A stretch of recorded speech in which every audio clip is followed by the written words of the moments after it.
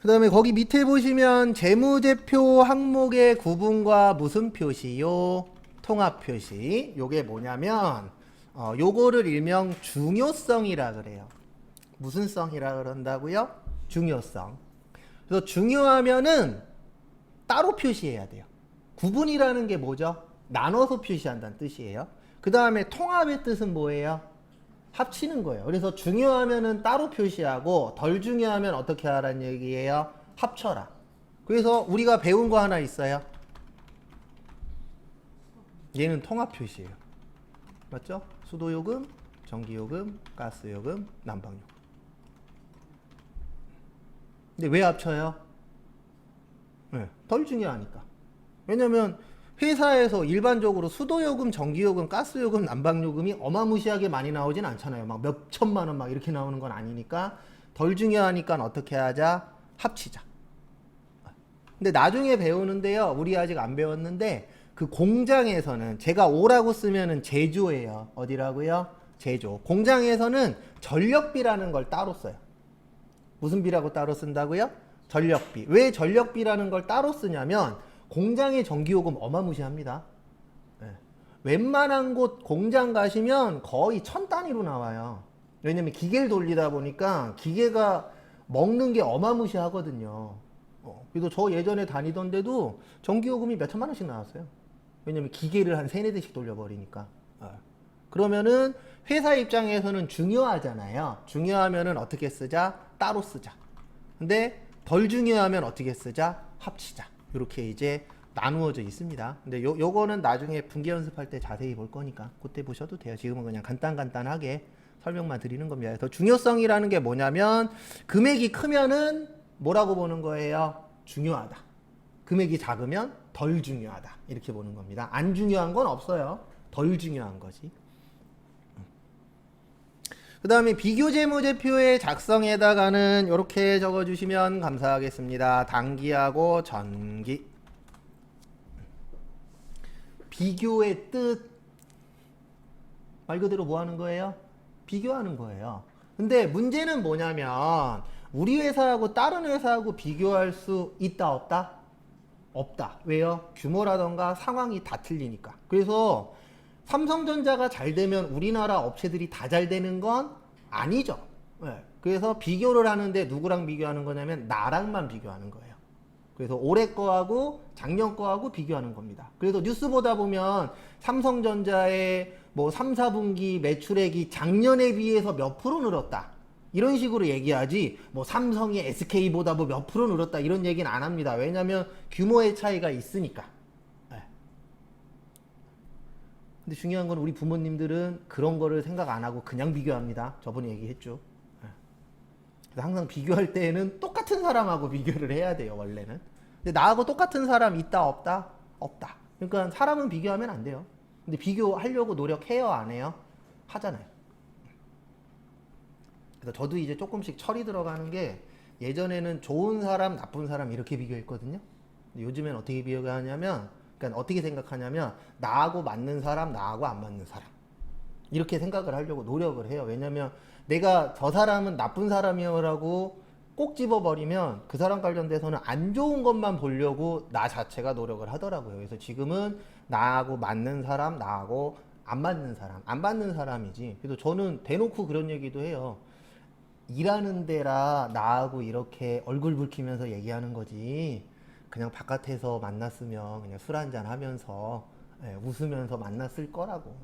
근데 이놈의 일이 들어가면 사람이 바뀌잖아요. 맞죠? 그래서 단기 언제라 그랬어요? 올해. 전기는요? 작년. 내년은요? 차기. 기본적으로 알고 계시고. 그다음에 188페이지. 실무에서 제일 중요한 거. 시험에선 안 중요해요. 재무제표 항목의 표시와 분류의 무슨 성이요? 계속성. 요게 실무에선 되게 중요해요. 계속성이라는 게. 계속이라는 게 말 그대로 뭐 하는 거예요? 계속하는 거예요. 근데 이게 왜 실무에서 중요하냐면 이거는 이제 저도 겪은 적이 있고 여러분들도 이제 회사 가셔서 겪을 수도 있는데 어떨 때가 문제가 되냐면은요. 한번 비품이라고 썼으면 이게 틀린 게 아니면 계속 뭐라고 쓰셔야 돼요? 비품이라고 써야 돼요. 근데 문제는 뭐냐면 이런 거에 대한 개념이 없는 분들은 내가 봤을 땐 소모품 같아. 그럼 비품을 소모품으로 바꿔버려요. 그러면 어떤 문제가 생기냐면은 비교가 가능해져요? 불가능해져요? 불가능해져요. 그래서 여러분들이 이런 회사 가면 되게 힘들 수 있어요. 격리 직원이 자주 바뀌어. 그러면 제가 앞으로 해드리는 팁 중에 하나가 무슨 팁을 많이 드리냐면 이거는 꼭 하셔야 돼요. 내가 뭔가를 할 때 격리 직원을 하든 앞으로 무슨 일을 할 때 과거 거를 많이 보셔야 돼요. 왜냐면 과거랑 현재랑 이어지잖아요. 그래서 과거를 이해를 못하면 현재라든가 미래도 없어요. 왜냐면 이게 완전히 동떨어진 게 아니기 때문에. 그래서 격리 업무 잘 보고 싶으면 시간 날 때마다 옛날 거 많이 보세요. 프로그램 들어가면 과거 거 다 뜨거든요. 근데 그걸 볼 때 뭐를 봐야 되냐면 우리 회사는 어떤 계정 과목을 쓰느냐.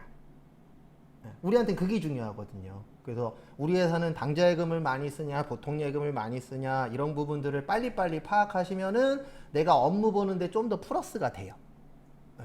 그래서 계속성이라는 게 되게 중요하거든요. 근데 이거를 틀어버리면 어떤 문제가 생기냐면 비교재무제표 작성을 못해요.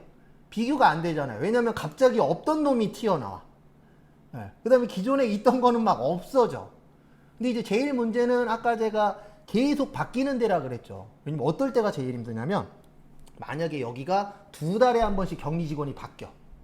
그러면 멘붕 옵니다. 왜냐면 한 달 전 거 봤더니 비품이래.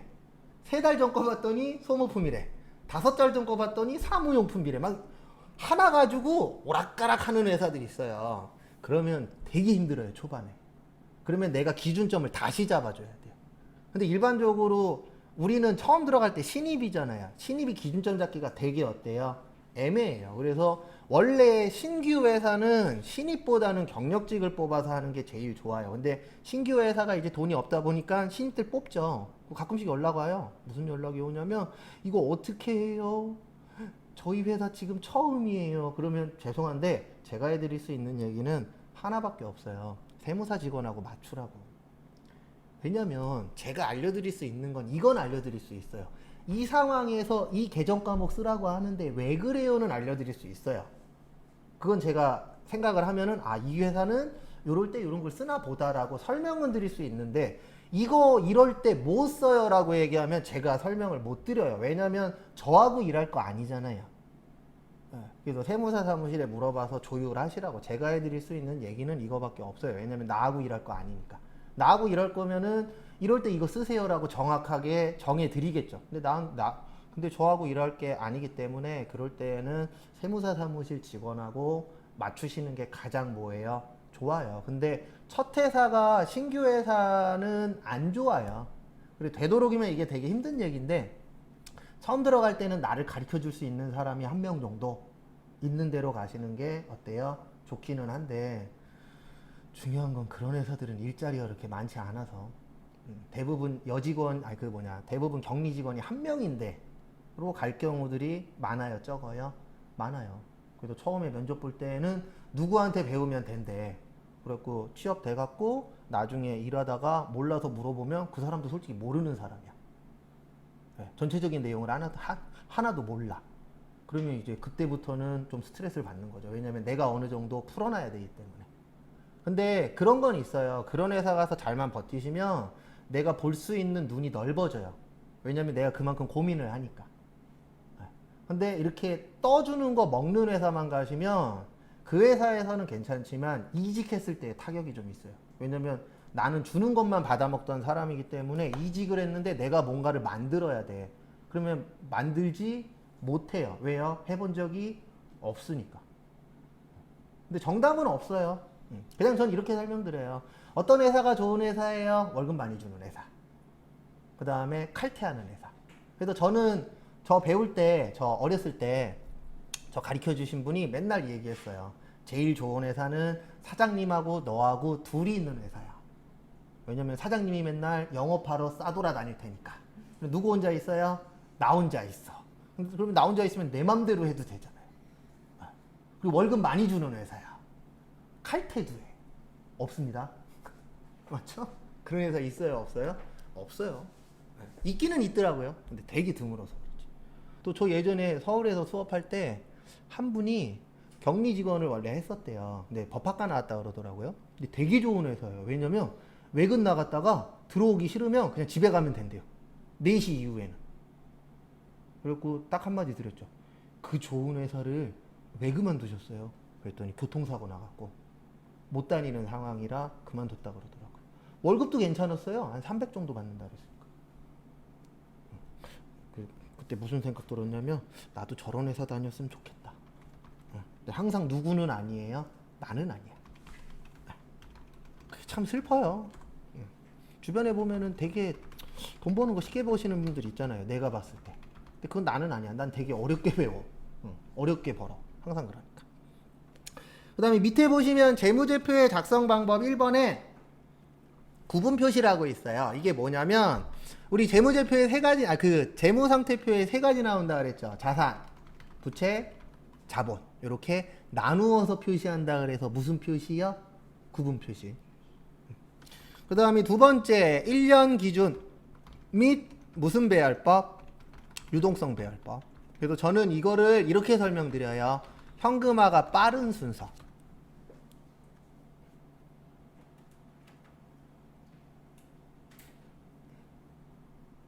그러니까 이게 무슨 뜻이냐면 빨리빨리 없어질 거 위주로 쓰라고 되어 있습니다.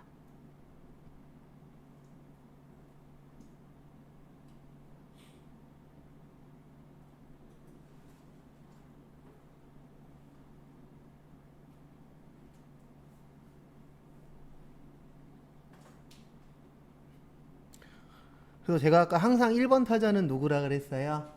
현금이죠. 왜냐면 현금이 없어질 때는 가장 빠르잖아요. 그래서 항상 1번 타자는 현금이에요. 그 다음에 3번 재무상태표 항목의 구분과 통합표시. 이건 아까 설명했으니까 넘어갈게요. 중요하면은 따로 표시하고 덜 중요하면 뭐 하자? 합치자. 그 다음에 자산과 부채 총액 표시 옆에다가 요것만 적어주세요. 이건 세무 때 배울 건데 자본은 상계 처리.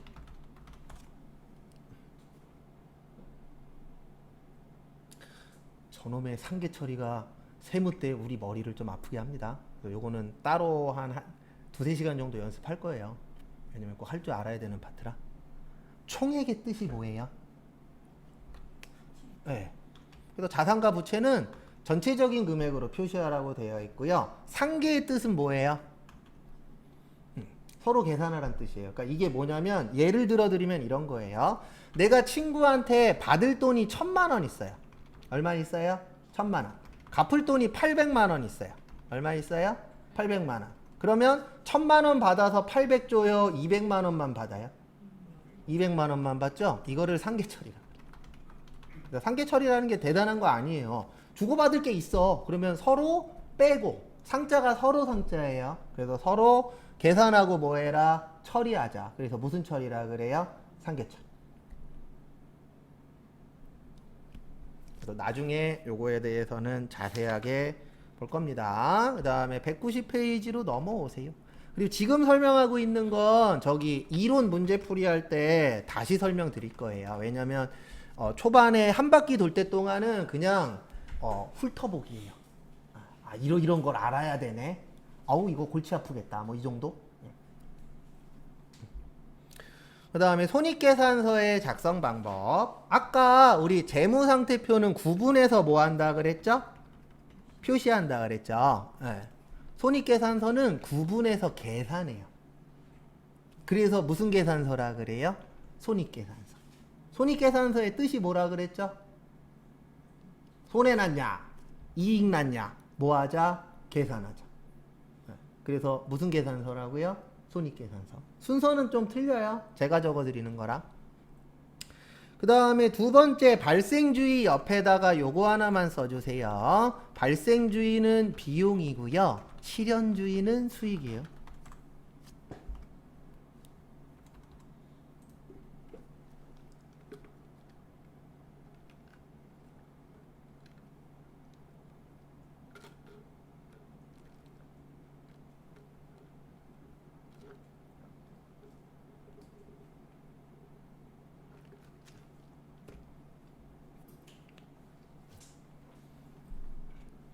발생주의는 뭐라고요? 비용. 실현주의는 수익. 근데 이게 무슨 뜻이냐면 비용은 발생하면 비용 처리하라는 얘기예요. 그러니까 결론은 돈을 줘야 되는 상황이 오면은 무슨 처리해라? 비용 처리해라. 그래서 무슨 주의라 그래요? 발생주의. 실현주의는 확정되면 수익 처리하라는 얘기예요. 뭐가 확정되면요? 내가 돈 받는 게 확정되면. 근데 결론은 뭐냐면 발생주의, 실현주의의 뜻은 이거예요. 올해 거는 언제 처리해라? 올해. 내년 건 언제 처리해야 돼요? 내년에. 당연한 말이죠. 네. 근데 그게 우리를 힘들게 해요. 이게 당연한 말인데 이상하게 이 당연한 말이 문제가 되면 어려워집니다. 그래서 올해 거는 언제 처리하자? 올해 처리하자. 내년 거는 언제 처리하자? 내년에. 요거를 발생주의 또는 무슨 주의라 그래요? 실현주의. 그래서 저는 이런 용어 좀 쉽게 해주시지. 그냥 올해 건 올해 처리해. 내년 건 내년에 처리해. 그러면 참 좋을 텐데. 꼭 용어를 쓰시려고 노력들을 하셔서. 그 다음에 거기 있는 순서대로 할게요. 지금부터는 3번의 수익비용 뭐야? 대응. 그러니까 이게 뭐냐면 우리가 돈을 벌려면 뭐 써야 돼요? 돈 써야 돼요. 돈 안 쓰고 돈 벌 수 있다 없다? 없다. 그런 거 있으면 함께 해요. 혼자만 하지 마시고. 돈 안 쓰고 돈 벌 수 없어요. 내가 만약에 영업을 해. 그러면 전화요금 들잖아요. 그것도 다 돈이잖아요. 차 끌고 다녀야 돼. 그럼 기름값 들잖아요. 차값 들고. 그래서 절대로 돈 안 쓰고 돈 벌 수 있다 없다? 없다. 컴퓨터로 하는 거야. 그럼 컴퓨터가 뭐 그냥 돌아가요? 전기 드시잖아요. 인터넷 요금도 내야 돼. 그래서 그걸 뭐라 그래요? 수익비용 대응. 그 다음에 총액 표시. 네. 무슨 금액으로 표시해라? 총금액으로. 그래서 이 정도만 일단 좀 아시면 되고요. 그 다음에 잠깐 쉬었다가 30분부터는 원가에게 조금 나갈 거예요. 네, 재무회계는 여기로 1차 끝입니다. 그래서 잠깐 쉬었다가 원가회계부터 보도록 하겠습니다.